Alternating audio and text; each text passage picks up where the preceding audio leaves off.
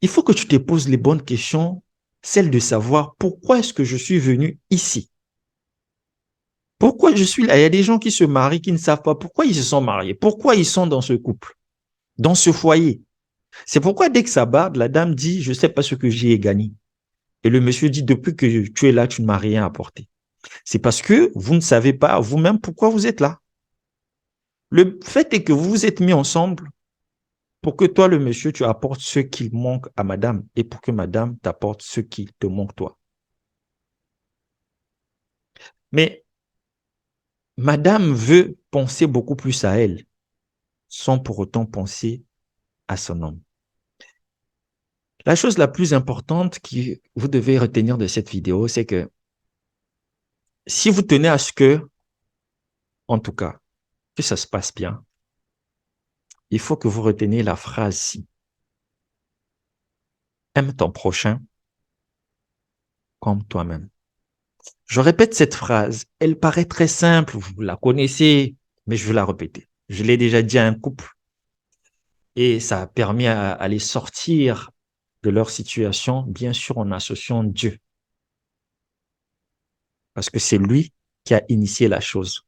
Je répète tout le temps aux gens que tu ne peux pas prendre une Ford et puis tu veux la réparer, tu l'emmènes à Toyota. C'est pas Toyota le concessionnaire de la Ford.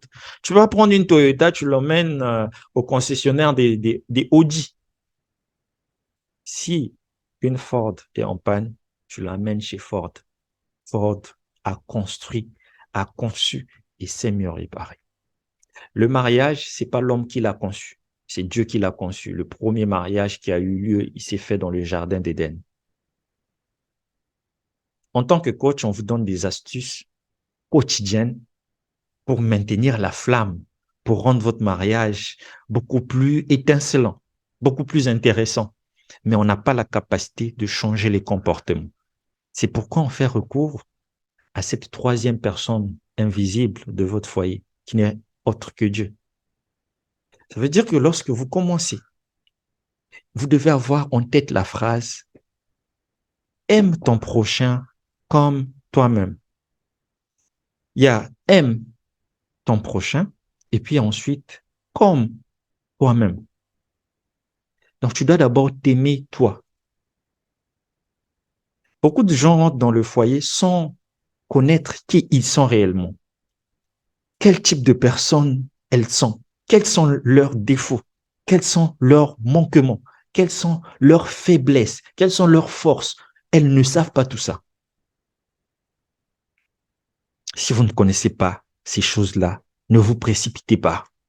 Prenez le temps nécessaire. Parce que lorsque la passion que vous avez va disparaître, parce qu'il y a beaucoup de passion au début, il y a la curiosité, le temps que vous avez passé ensemble là, entre monsieur et madame, vous avez constaté certaines choses, vous avez aperçu certainement certaines choses, certaines formes pour les hommes qui vous incitent à en savoir un peu plus. Ça, c'est de la passion. Même chose pour la femme, elle a vu le bon côté du monsieur parce que monsieur est en train de faire la cour. Mais n'oubliez pas que dans le mariage, tout tombe. Le vrai visage, que vous le voulez ou pas, même si vous essayez de vous découvrir dans tous les coins, vous ne saurez jamais le vrai visage de l'autre jusqu'à ce que vous allez connaître des moments d'intimité. Vous allez commencer à remarquer que ce monsieur, lorsqu'il part aux toilettes, il ne tire pas la chasse.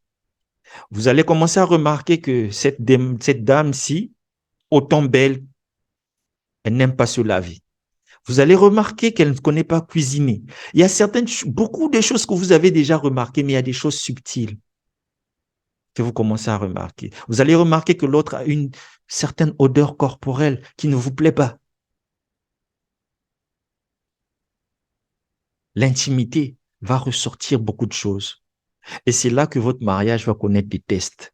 Et ça ne vient pas au même moment. Pour certains, c'est après une année, d'autres après même dès le premier jour, d'autres après 3 mois. Donc, tu dois te préparer et te dire que si tu veux que ça marche, il faut que tu fasses d'abord ton autocritique. Pose-toi la question, en entrant dans ce mariage, qu'est-ce que je vais y apporter? Est-ce que avant d'aller y entrer, j'ai d'abord pour moi-même le bonheur? Parce que tu peux pas venir dans le mariage et venir et chercher le bonheur. C'est pas pour ça que tu es là. Tu es là pour apporter quelque chose à l'autre. Et l'autre aussi vient pour t'apporter quelque chose. Mais toi, quand tu apportes ta chose, tu ne dois pas t'attendre. Lorsque la mer, lorsque le fleuve prend son eau qu'il a reçue et qu'il donne à l'océan, le fleuve ne se dit pas, mais pourquoi l'océan ne me remet pas ça? Parce que c'est pas à l'océan de te remettre ça.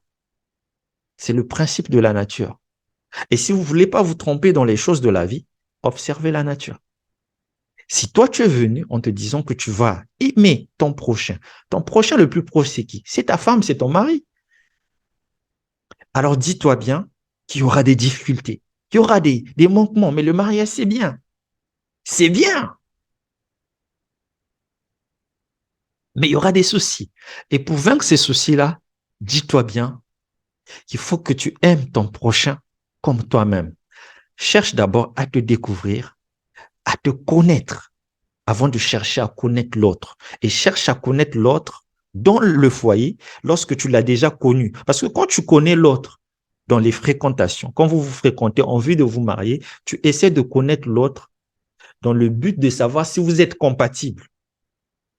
Est-ce que sa manière de parler te convient? Est-ce que là, que vous le voulez ou pas, vous êtes plus ou moins égoïste?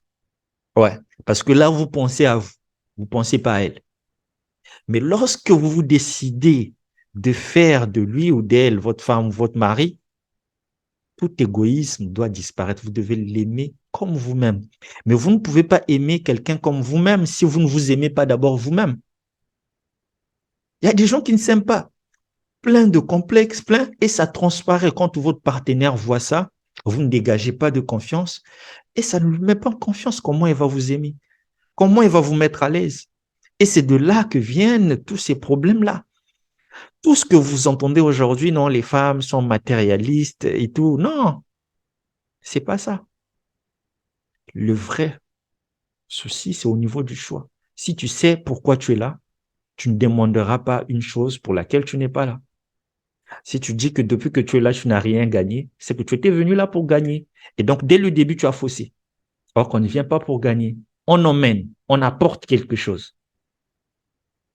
Je pourrais vous parler longtemps, des heures. Pour ceux qui veulent une consultation personnelle, je vais laisser mon mail dans la barre de description. Je suis en promo. Je suis en promo pour aider des gens. Vous savez, depuis que j'ai grandi, depuis un certain âge, avant même que je ne me marie, j'avais ce don-là. J'avais ce don de sagesse de toujours aider les gens. Et avec Internet, je me suis rendu compte que beaucoup de gens étaient en difficulté. Et donc, il fallait avoir la crédibilité de le faire. J'ai fait les formations nécessaires pour pouvoir aider des tonnes de personnes. Et je sais qu'aujourd'hui, il y a beaucoup de personnes qui sont en instance de divorce, beaucoup de personnes qui ont des problèmes. N'ayez pas honte. La première chose qu'il faut faire lorsqu'on part chez le médecin, c'est reconnaître sa maladie. Si le médecin se bat à te consulter, c'est parce qu'il veut savoir qu'est-ce qui te dérange. Lorsqu'il découvre au moins ce qui te dérange, il peut te donner un traitement adéquat. Mais s'il ne découvre pas, tu tends vers la mort. Prenez votre destin en main. La vie, elle ne sera vécue qu'une seule fois. Et être vivant, ce n'est pas juste respirer, c'est aussi apprendre à avoir le souffle coupé. Si vous avez des problèmes, venez me consulter. Dites-moi ce qui vous dérange et ensemble, je dis bien ensemble, pas moi, mais ensemble, nous allons trouver une solution à votre problème. Parce qu'on a besoin d'un monde meilleur. Si on est heureux dans son couple, on peut entreprendre facilement. On peut être épanoui à faire beaucoup de choses, mais les gens sont beaucoup plus malheureux que ça. Alors j'apporte mon aide. Pour le moment, c'est une promotion, c'est gratuit. Prenez soin de vous chaque jour est une vie. C'était votre coach L. On se retrouve très bientôt pour une prochaine vidéo.